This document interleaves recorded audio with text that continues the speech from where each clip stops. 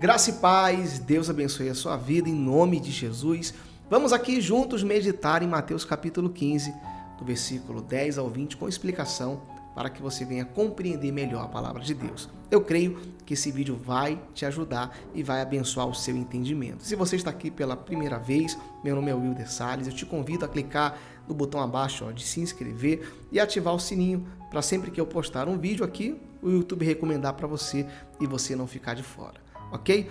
Vamos meditar? Vamos lá. Mateus capítulo 15, eu coloquei até um tema. Já peço para você deixar o like se você gosta de vídeo como esse. Deixa aqui o seu like, é muito importante. Me ajuda a entregar esse vídeo para mais irmãos e irmãs.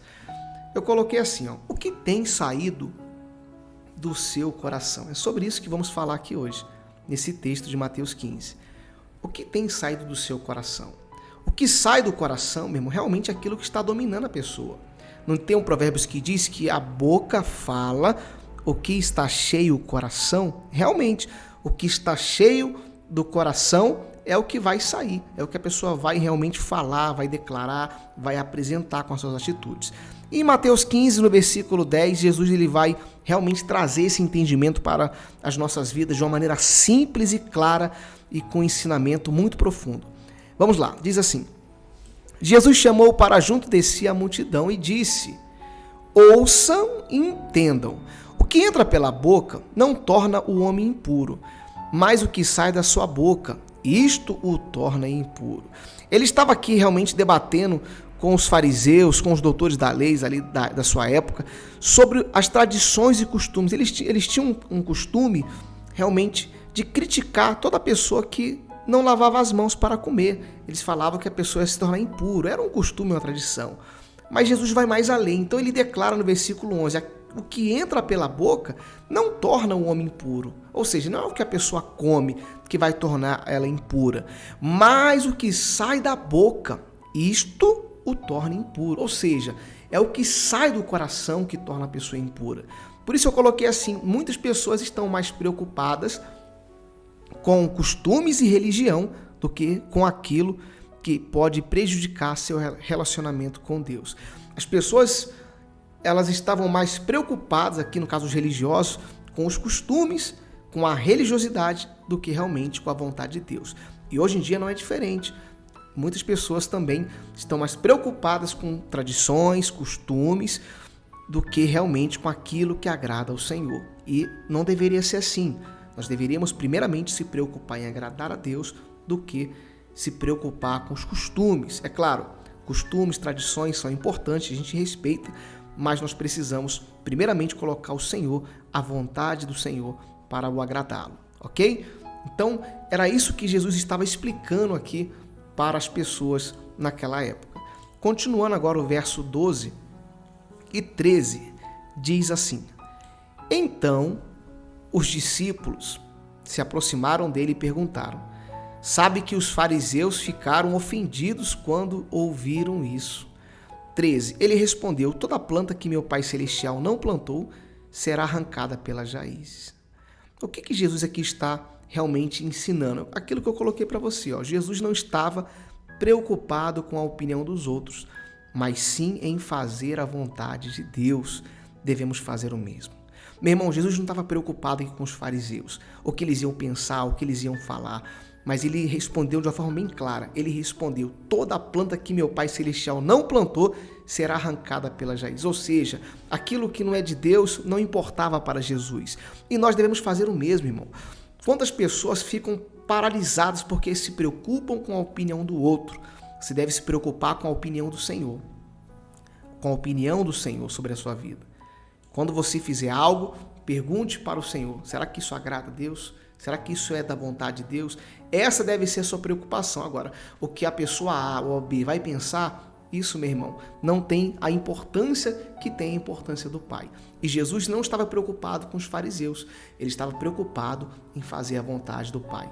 E hoje devemos fazer o mesmo, como eu coloquei para você aqui nesse texto.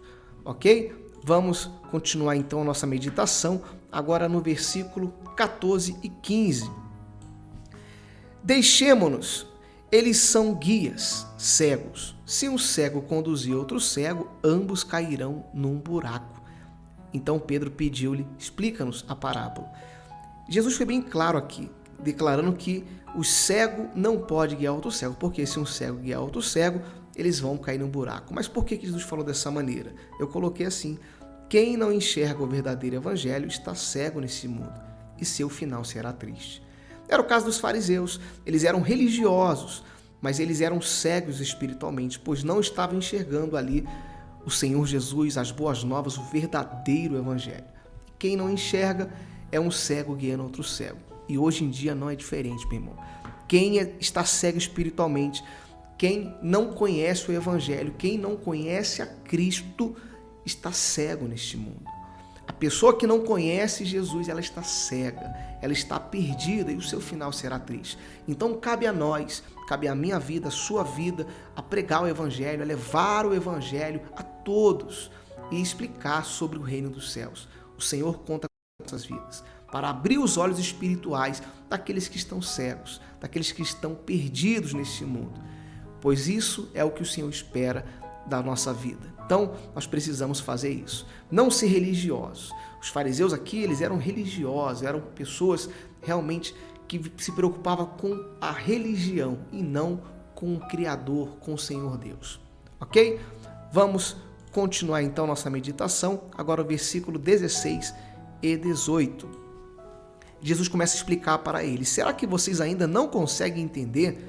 Perguntou Jesus.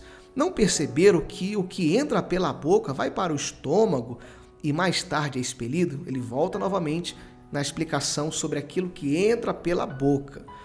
E aí no versículo 18 diz: mas as coisas que saem da boca vêm do coração, e são essas que tornam o homem impuro.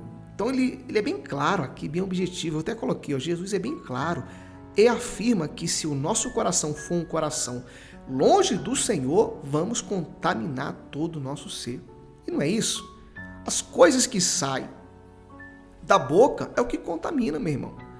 É o que nós falamos, é as nossas atitudes que vai nos contaminar, não o que entra. Ele deixa bem claro isso para os discípulos. Então, tome muito cuidado. O que tem saído do seu coração? Como eu coloquei no tema dessa mensagem, logo no início, eu coloquei esse tema para você. O que tem saído do seu coração?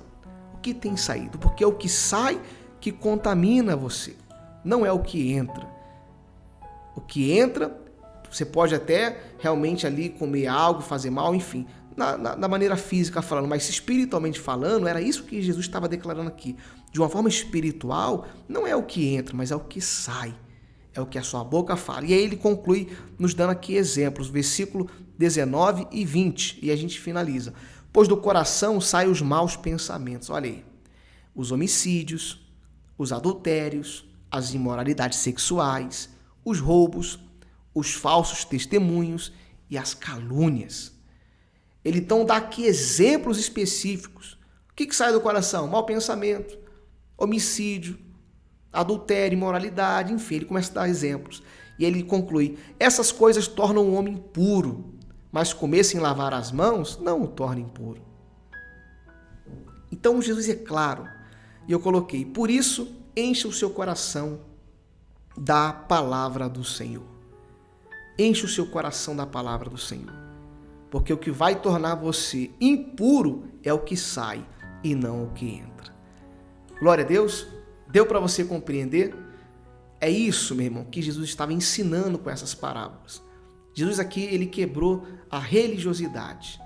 Quebrou aqui as tradições e costumes que estavam acima de Deus. E não é isso, não é dessa maneira que deve ser. Pelo contrário, Deus deve estar acima de qualquer tradição e costume. O Senhor, a vontade de Deus. Então, quando você fala, tome muito cuidado, porque o que você falar pode contaminar o teu ser.